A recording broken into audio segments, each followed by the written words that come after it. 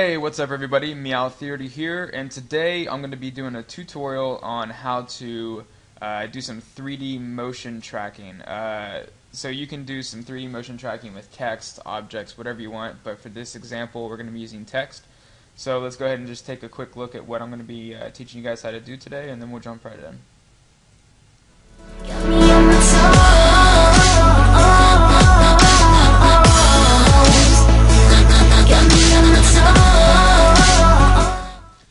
Okay, so obviously this is the portion that we're going to be focusing on, the motion tracking 3D text here. This portion, you know, I'm not going to teach you guys that. That's pretty simple. It's just I made it in Photoshop, then I did some noise, added a little bit of different little keyframes here to match the music. But anyway, so let's focus on this right here, this text fresh. You can see it's 3D text motion tracked into this scene. Now, obviously, in this example, this is it's a Modern Warfare 3 map. You can use anything like live footage. You can go outside right now with your iPhone or whatever and record, you know, just you walking around a bench, you know, and then keyframe the bench or motion track the bench and you know, put your name on it, whatever. So be original with your examples. You know, don't just try doing the same exact thing. Obviously, you can if you want to practice, but you know, be original. Make your own text stuff. You can do objects as well. You know, like you can put in. I could even put in like a sniper rifle here, and it would motion track around it at 3D. But anyway, so let's focus on this, and let's go ahead and just jump right in.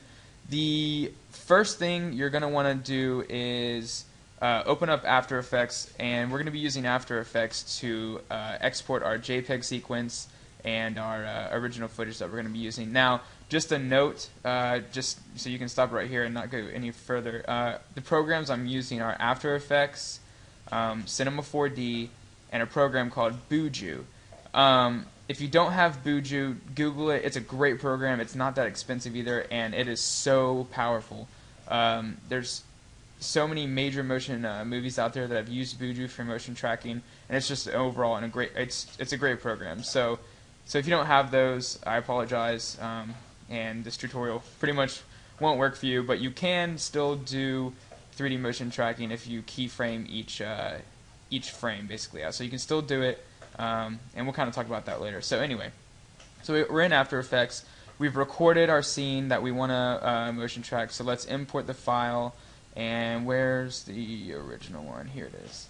So here's the original footage that I recorded with my Hapog. Now you can see in the very beginning, it's kind of, it's just here, it's not moving yet, and then, you know, through about right here is where I want to start my motion tracking. So basically you want to trim it to where you want to start, go through, let's say maybe, you know, let's see if that's about 9 seconds, so about 7 seconds or so, to where you want it to end right here, and then you can move this to trim that, or you can hit N and it'll actually snap to where your current time indicator is. So that's pretty cool. So we've got our scene here now, what we want to motion track. The next thing we need to do, we just need to come up to composition settings. If you want 1080, that's fine, but for these, you know, I'm fine with 720. It's still HD. It's still really great quality, and we'll go ahead and hold Shift here and drag this down to the correct dimensions. But anyway, so once you get this set up, you just need to export 2 different types of files using the render queue. And to do that, once you got it set up and you got your timeline correct, go to Composition, Add to Render Queue, or you can hit Control Shift / So add to render queue. Come down here to the output module, click on lossless, and we want our format to be QuickTime Movie. And we don't need any audio output, so you can leave that unchecked. If it is checked, go ahead and uncheck it. It'll make your render time a little bit quicker. So our format is QuickTime Movie. We'll click Output 2, click this, and we'll rename it to OG Footage, which I've already rendered it out, so we'll save some time like that. So say we render out OG Footage and hit Save, and then you just hit Render. That'll render through, and the other render that we want is we want a JPEG sequence. So for a second one, we're going to go to Composition, Add to Render Queue, change the output module format, change it to JPEG sequence, hit OK, and then in this output 2, click on this to name it and choose where you want to save it. And what you want to do is in the same folder that you're going to render out your footage, make a new folder and name it something like Sequence or JPEG Sequence or whatever you want. and then open that folder, and you don't have to change this file name, just click save, and there you go. And then when you hit render, it'll actually render out, and here I'll show you the example, it'll actually render out every single frame as a JPEG from start to finish. So here's our first frame as a JPEG, and then here's our last frame all the way on the right side. So it's pretty cool. So you'll render those out, and once that's done, you don't need After Effects anymore. Well, obviously you'll need it for the any additional edits you want to do. But anyway, so once you've got your original footage and your JPEG sequence exported here, so here's my OG footage and my sequence. This is when you're going to open up Buju, and you're going to come up here to the top left, and you're going to click Import Sequence, and you're going to find the sequence that you exported. So here it is, and all you have to do is select the very first one and then hit open. And then for the frame rate, you want to change this to 29.97, and the reason why is because when we exported our footage here, we exported it at right here, frame rate 29 frames per second. It's 29.97, so whatever you export your footage as, whether it be 30 frames per second or 29.97, when you come to import your JPEG sequence, go ahead and change the frame rate so that it matches. So the JPEG sequence will match the frame rate as the QuickTime movie as well. So they're all matched up. So I opened up the first one, changed the frame rate to 29.97, and then you're just going to select the first one. Click Apply, and you can close this. And then as you see down here on the time frame, as we scrub through, it actually looks like video footage, even though it's actually just a whole bunch of JPEGs. So if you hit play, it plays through real nice. It's a little slow because it's kind of rendering out, but so yeah, so we've got our JPEG sequence in here, and now what we want to do is we want to click this third button down, Track Features. Go ahead and click that, and then you don't have to change anything, just hit Start. And what this is going to do is that it's actually going to track every single high contrast point in each frame. So as you can see, all these little red plus signs, they're actually little points, and what they're doing is they're tracking every single frame, any high contrast points. So you can see here it's tracking the ledge. You know, it's tracking the shadows down here caused by these little divots. It's tracking all this ledge right here.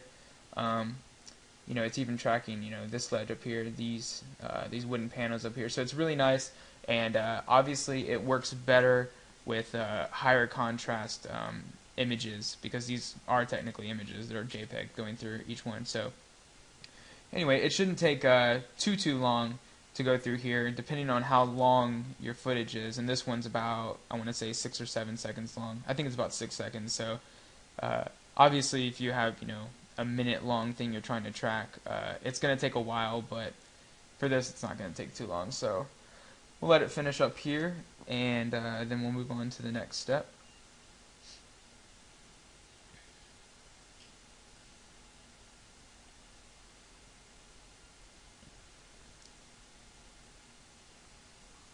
Alright, there we go. So it's tracked now, and once again, if you come through here, you can see all these points tracked all the way through. And now what we want to do is we want to hit Camera Solve right beneath the last one we did, Track Features. So go ahead and click Camera Solve, and we want to check this right here, Optimize Camera Path Smoothness. Go ahead and check it, hit Start, and give it some time. It may seem like it's frozen. It always does this. Mine, for some reason, always stops at about 86%. It's not frozen. Just bear with it. There it goes. It'll go through. And now, when we scrub through, we've got these yellow and blue dots. And you can see as we scrub through, it's kind of made like a 3D scene almost. And actually, if we come up here to this 3D tab right here, and we hold Shift and then click, we can drag around. Check that out. Here's our camera right here, and it's on this red path, and this path is basically just the axis that the camera is moving along as we come through the timeline back and forth. And this is, you know, obviously where the camera is looking. But what's really cool is, you know, we've got this 3D scene now, and what's really nice is you can actually tell where these points are. So like this is coming up a ramp. So if we were to like select these points, and then we come back to 2D, there they are right there, coming kind of up on this little thing right here. So if we were to select like these, you know, down here, come to 3D, there they are, like down below the scene. So it's really cool. Yeah, anyway, So we've done our camera solve, and now we're ready to click scene geometry right beneath the camera solve. So click scene geometry, and this is the most important part because this is going to tell Cinema 4D where the floor is. So what we want to do is we want to hit add coordinate from hint, and the first one we want to do is for the type right here. We want origin, and come to roughly about the middle of your footage here, and you want to select for the origin, you want to select a dot that's somewhat in the middle of the scene. So I'm just going to select that one right there, and as you can see, after I selected it, the status is disconnected. We want to click this, connect to selected. Bam, so one track's connected, so that's good to go. Now we want to add another coordinate from hint, and we want to change this type to the x-axis. The x-axis is basically from left to right, so we want to choose one right here, and then if we hold control and then left click again, now we've got these two selected. And obviously you want to choose the x-axis where you want to place your text.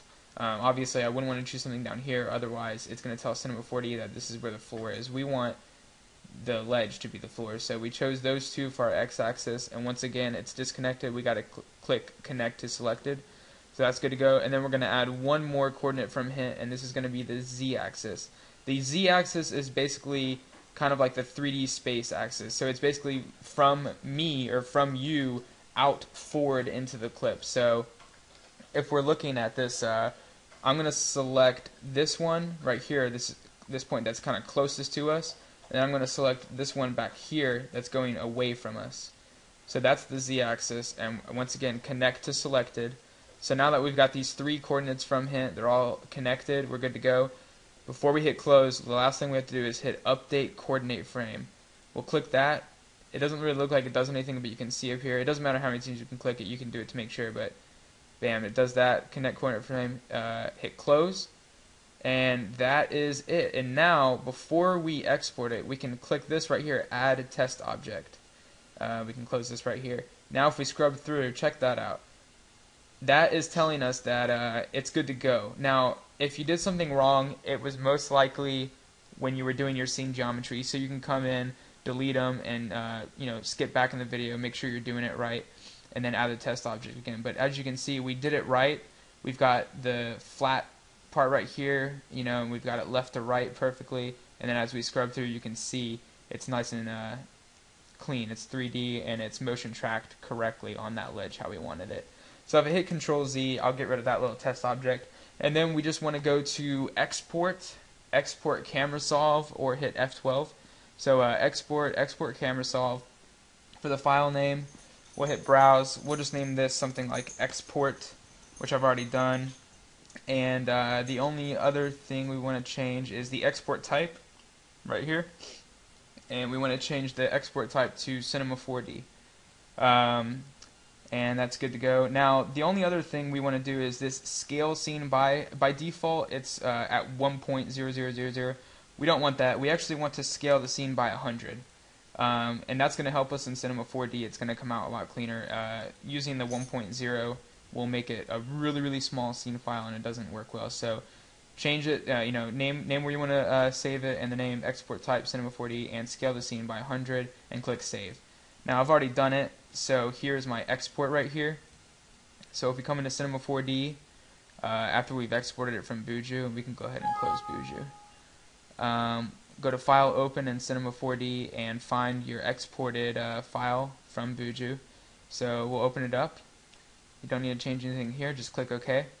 And now, by default, Cinema 4D is always set to 75 frames, or 90, but basically this file is actually bigger than what it's open, so if we actually drag this out, now we can get our whole footage. So right now it doesn't look like anything, it kind of just looks like where our camera is moving. But to go ahead and load in the video footage, what we want to do is we want to come down to materials here, hit file and new material. And just a quick shortcut, if you double click in this little gray area for your materials, it'll actually automatically add a new material, and then you can just go in, double click it, and edit it. So what we want to do is we want to create a new material, uncheck specular, come up to this color tab, and for the texture, hit this little arrow here, which will bring down a drop down, and click load image. And the image we want to load is our original footage that we exported in the very beginning in After Effects. So we'll double click it, and it's going to take a little bit to load. You'll know it's done when the material preview, there we go. So the material preview is good to go. That's our original footage now. What we want to do is create a background, and to do that you're going to click this little light thing up here, click and hold, and come down to background. So now we got a background. We're going to drag our material onto the background. Now you can already see, if we kind of scrub through here, our video footage is in the background, but as we go through to a further frame, this null kind of moves around with our mode text that we're going to be added in. So if we hit render, there's our original footage. So now let's go ahead and go to MoGraph, MoText, and let's go to frame 0. Okay, there we go. And now we can move around our text on this. You don't want to move it up too much because it's already kind of lined up based on the points we told Buju. So let's type in something like fresh, just like the example, and we'll change the font to, it was like Sue something. Yeah, there we go. Bold. Click OK. And now we hit render. Now as you can see, it's kind of at an angle on the ledge. You can just change the rotation of the text a little bit. There we go. And put it back a little bit. And let's bump up the depth. And let's rotate it just a little bit more on the edge. Oops, wrong one. There we go. About right there. Now if we hit render, still needs to be rotated a little bit more. Rotate it back just a little. And there we go. As good as it's going to get for now in the tutorial. I spent a lot more time on the original video you saw in the beginning. But basically from here it's just a matter of setting up your text how you want it. I'm going to add some caps, fillet cap, steps 2, radius 5, steps 2, radius 5. Create another new material, and for this I'll do kind of like a blue.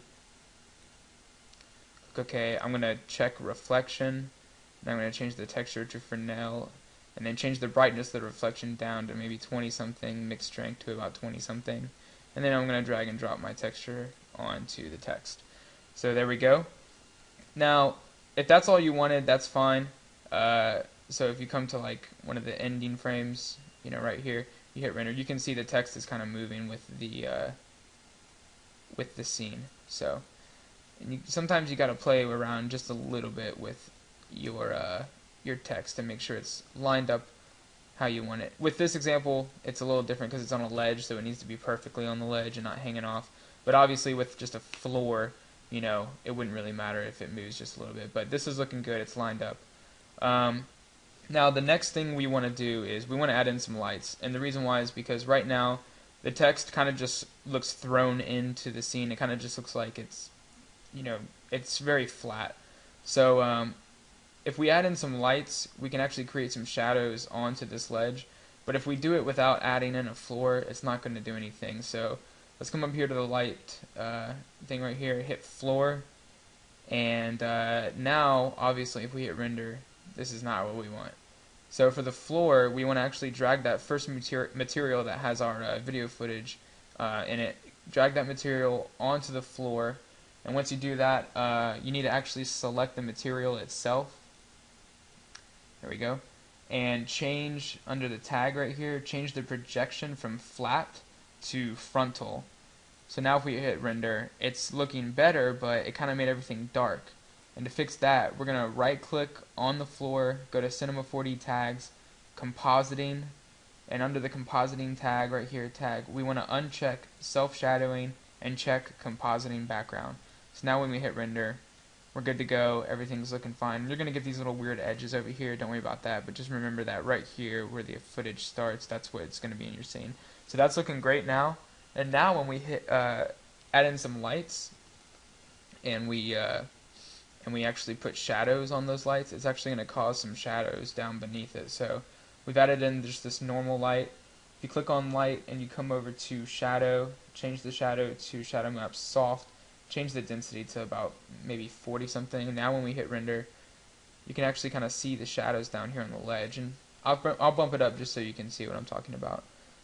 There we go. So you see these shadows right here. That's caused by our light, and it's actually causing, or it's putting shadows onto that floor that we added in.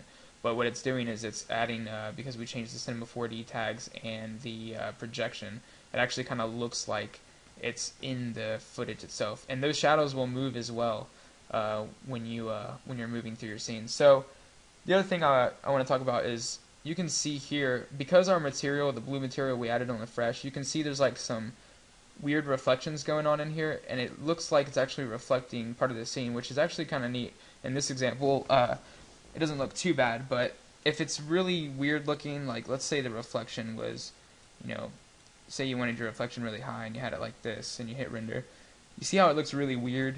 It almost makes the text look transparent, and the lighting just isn't very good looking. Well, that's because that floor that we added in here, it's actually, the material itself is actually picking up reflections from that floor material. So if you don't want that, and you only want the text to reflect stuff off itself, click on the floor and go to the tag itself, the compositing tag, and then come over to the tag, and then this scene by reflection, uncheck that, and then hit render, and now you'll see it's nice and clean looking, and you're not getting any reflections off that floor, but the text is just reflecting other things like light and the other objects in the scene. So obviously that shadow I bumped up on the light way high just so you guys could see. So you want your density for your light to be not too big, but enough to where you can kind of make it look more part of the scene. So that's pretty much it, guys. Obviously you can add in a lot more lights, like a spotlight, and just play around with it to make it look how you want it. And then once you're done and you're good to go with your scene, you scrub through it, and you've looked through all different parts of the scene, making sure that it's lined up. All you got to do is go to your render settings, which is up here, this third button, and for your output, you got 720. For your frame rate, it's not 25, we want 29.97. There we go, which is a preset, by the way. You can just go to film, video, HD to DV, 29.97. There we go. And change the frame range from current frame to all frames. Come down to the Save tab, choose where you want to save it. So I named this one Final Fresh. The format you want to change from TIFF to QuickTime Movie or AVI, whatever's best for you. I always use QuickTime. And I always just uncheck this Include Sound because there's no sound. It might increase your render time, it might not. I don't know. It's just a thing I do. I just uncheck that Include Sound. And that's about it. Obviously, too, for the effect, you can come in, add some ambient occlusion, and some global illumination will make your render look a lot better, but it will increase, it will increase your render time a lot. But and then you render it out, and there's your motion tracked 3D text. This has been Meow Theater. I appreciate you watching, and please subscribe, like, and comment if you enjoyed the video. Thanks, everyone.